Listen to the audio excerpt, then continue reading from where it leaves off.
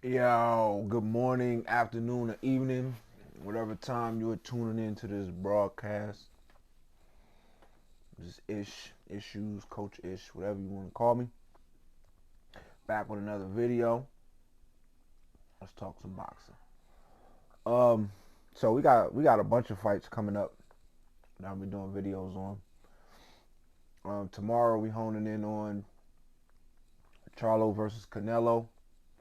As I promised that I would do a follow-up video to the first video I did breaking down the fight and giving my prediction. This is one of those fights that I had to wait until the last weigh-in. Sometimes, I could kind of tell who's going to win, or give a, I ain't gonna say, I could give an accurate or a pretty good prediction. Not always right. Nobody is. You know what I'm saying? But sometimes before we even get to the fight, I can tell you who I think is going to win. Sometimes I have to wait until the final press conference. Sometimes I don't know until they get into the ring. You know what I'm saying? But this is one of those fights that I wanted to wait till we get to the final press conference. So going up, um, thinking about what we talking about, right? So what do we know about this fight? What do we know about this fight? Jermell Charlo is going up in weight. He's going up in weight, um, which is, I think it'll be good for him, but I think it'll be too different for him to overcome being in the ring with Canelo Alvarez. If he was fighting a different 168 pounder, I think it wouldn't be that much of a factor.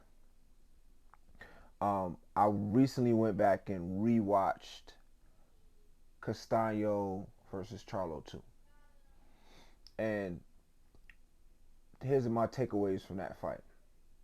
Uh, Number one, Charlo, he didn't stop Castaño until later on in the fight, 11th round, I believe, 10th or 11th round. I think it was the 11th round, if I'm not mistaken. Could have been a 10th though. It's been a few days since I watched it, so one of the two. Um, he fought a good fight. Fought a good fight. Um, it was back and forth.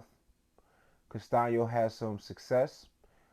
The places where he didn't have success was because of A, his inability to move his head. B, his size. Even though they weighed the same, significantly smaller dude. Jermell Charlo was able to keep him at the end of the jab, keep him at the end of his range. Castaño, when he got inside, he was able to have some success. I don't think Castaño's punches was doing as much damage as Charlo's punches. Also, Castaño was real. He didn't. He doesn't have good head movement, so he doesn't have a really sophisticated entryway. Getting past the length of Charlo. He didn't really have a really sophisticated game. All he did was pretty much just walk him down, put his hands up, walk him down, and he was, he basically got into his tough guy bag. He basically got into his, you know what, I'm just gonna fight. I'm just gonna walk through the fire to get what I gotta get, test his heart, test his mettle, and see who comes out of this standing. Sometimes when it comes to certain fights, that's what you gotta rely on. Especially if all the tools in your tool bag are not sharpened, or you don't have a lot of tools in your tool bag. You know what I'm saying? That's why it's important to have a lot of tools in your tool bag. And with all of the tools that you have, you got to sharpen them. You got to work on them. You know what I'm saying? That way, okay, this set of tools don't work. I could go into this set of tools. Uh, but even with all that being said, sometimes you have to have a mentality in a fight where you just willing to walk through fire.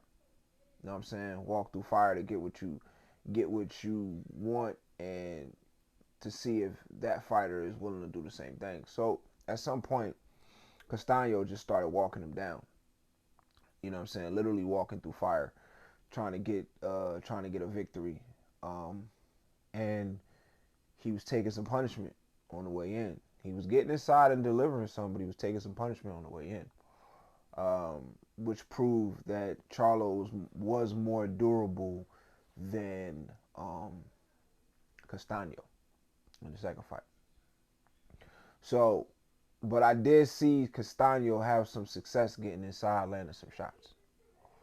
So that leads me to believe that, number one, Canelo, who is much bigger, right? Maybe not in height, but he's a bigger, stronger fighter.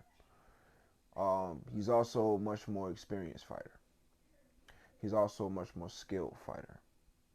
The places where Castaño did not have success, I believe Canelo will. Canelo has really good defense. Really good. He has really good defense. Really good defense. Whereas Castaño didn't. That's one. Canelo is a really good counterpuncher. Castaño was counterpunching, but he's not the level of counterpuncher that Canelo is. Canelo's a really good counterpuncher. So Castaño was countering Charlo. He had some success countering Charlo, because Charlo fights similar to Errol Spence, because they come from the same camp.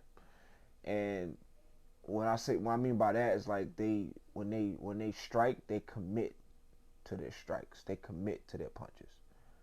They commit to the jab. His main weapon in that Castaño, his main weapon period is a 1-2.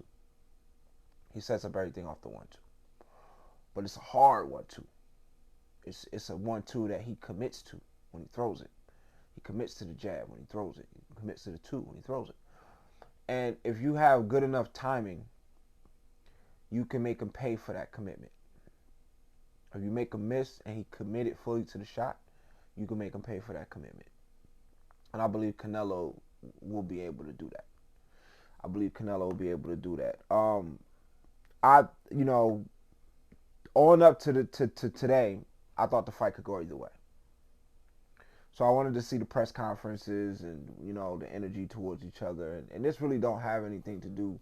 I kept trying to find little things that would, kind of say, can Charlo pull an upset? Will this be a typical Canelo fight? That type of thing. And I think it's going to come down to the same thing that Canelo usually does. I think Charlo is going to have some good success early. If he's going to get Canelo out of there, he's going to have to do it in the first 5-6 rounds. If you don't do it in the first 5-6 rounds, Canelo's experience and pedigree is going to kick in, and it's just going to be a long night. And a lot of things that Brian Castaño was doing well, Canelo is going to do better. He's going to get it on the inside. He's going to land shots. He's going to counterpunch. He's going to hit Charlo a lot, because Castaño was hitting Charlo a lot. But Canelo's punches are going to mean more. Charlo did a really good job in the beginning of the fight. Towards the middle of the fight, he slowed down. Later on in the fight, he picked it back up, of moving. I love that about his game. He'll stick, pop, pop, and then he'll relocate. And he'll stick, pop, pop, relocate. Never stayed on the ropes. You know what I'm saying? Kept moving. Kept giving different looks. Every once in a while, he'll sit there and wait on him and counter, and then he'll move again. And he was doing that well. So, but his movement, he's not going to be able to do that all night. He didn't do it all night against Castaño, and now he's going to have to do it at a higher weight class. And that extra weight is going to show. It's going to show. He's going to have more points in the fight where he's going to be sitting there.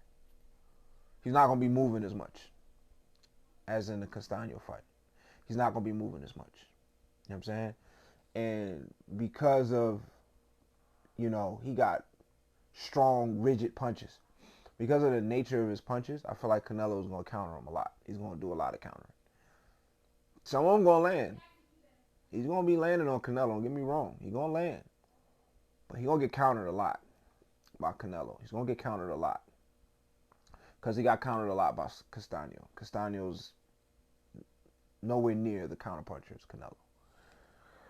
So with all that being said, I got Canelo winning by either a unanimous decision or a late round stoppage. That's what I got. I would love to see Charlo pull off the upset because I'm a fan of upsets. If you ain't know. If you ain't know already, I'm a fan of upsets. I'm a fan of the underdog taking control. So I've gotten a lot of picks wrong just because, sometimes, if I don't have anything invested in the two fighters, I'll go with the underdog. Just because I love watching, underdogs win. You know what I'm saying? So I was looking for a reason to logically conclude a prediction that had the underdog winning. I can't see one. I went back and watched some of Canelo's old fights. I went back and watched some of Charlo's old fights. What Canelo does well is perfect for Charlo's style. And the thing about Charlo and everybody else in Derrick James's camp, they pretty much only fight one way. They do different things within that way that they fight, but they only fight one way.